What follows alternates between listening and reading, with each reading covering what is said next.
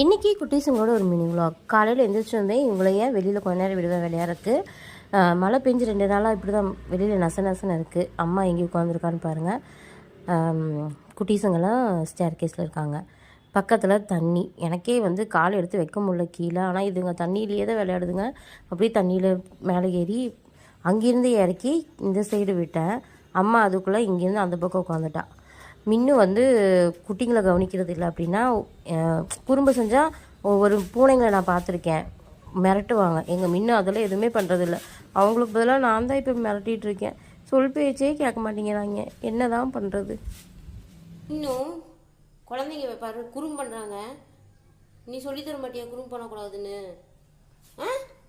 குறும் பண்ணாதீங்கடா பசங்களான்னு சொல்ல மாட்டியாடா? ஏன்டா இப்படி பண்ணுறீங்க? இவர் இவர் பத்தியா சண்டை போட்டுக்கிறாங்க.